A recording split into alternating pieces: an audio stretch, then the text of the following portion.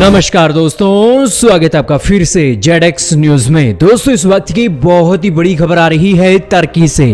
तुर्की के अंदर उठा पटक का जो दौर है वो रुकता हुआ दिखाई दे रहा है। आप कहोगे कि रातों रात ऐसा क्या करिश्मा हो गया तुर्की के साथ कि कल तक हम आपको खबरें दे रहे हैं कि तुर्की की करेंसी 15% नीचे गिर गई है और अब हम आपको खबर दे रहे हैं कि तुर्की की करेंसी फिर से उठ गई है और हालातों ने थोड़ा सा कंट्रोल हासिल कर लिया है। दोस्तों, ये हालातों का कंट्रोल आखिरकार अचानक से कैसे हो गया? ये अचानक से नहीं हुआ है, बल्कि यूएई तुर्की की सपोर्ट में उतर आया है और एक नहीं दो नहीं बल्कि $10 बिलियन की इन्वेस्टमेंट को लेकर तुर्की और यूएई के बीच में समझौते हो गए हैं।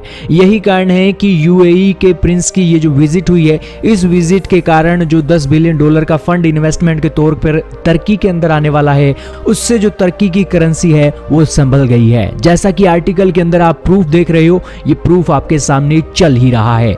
दोस्तों, इससे ये पता लगता है कि तुर्की और यूएई के जो रिश्ते हैं आने वाले समय में और भी अच्छे होने वाले हैं। हालांकि इन दोनों कंट्रीज का इतिहास रहा है, दशकों के अंदर इतिहास रहा है कि डिप्लोमेटिक तरीके से इनके जो रिश्ते हैं ना, उठापटक के दौर से गुजर रहे हैं। लीबिया के अंदर भी ये दोनों देश आमने सामने हो जाते हैं और मिडिल ईस्ट के अंदर जहां कहीं भी जंग होती है तो ये सऊदी अरब के साथ यूएई खड़ा हुआ दिखाई देता है और इस सिचुएशन के अंदर तुर्की और यूएई के बीच अक्सर खटास देखने को मिलती है। लेकिन यूएई ने 2 महीने पहले ही बता दिया था कि हम अब तुर्की के साथ रिलेशन सेटल करना चाहते हैं। हालांकि अभी भी यूएई और तुर्की के बीच में बहुत से विवाद हैं, क्योंकि यूएई इजराइल के साथ सेटलमेंट कर चुका है और इजराइल के साथ मिलकर बातचीत कर रहा है, उन्हें मान्यता भी दे दी है।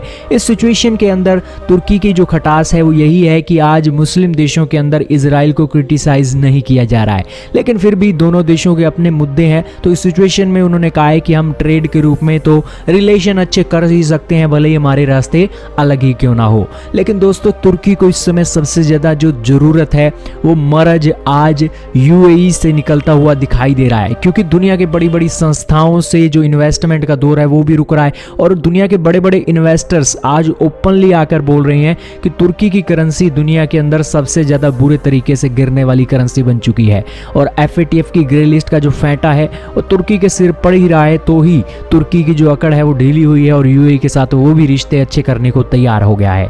खैर, ये रिश्ते कितने दिनों तक अच्छे रहेंगे और इसी के साथ तुर्की की करेंसी कितने दिनों तक और स्टेबल रहेगी, ये तो समय बताएगा। लेकिन इस वीडियो में सिर्फ इतना ही था।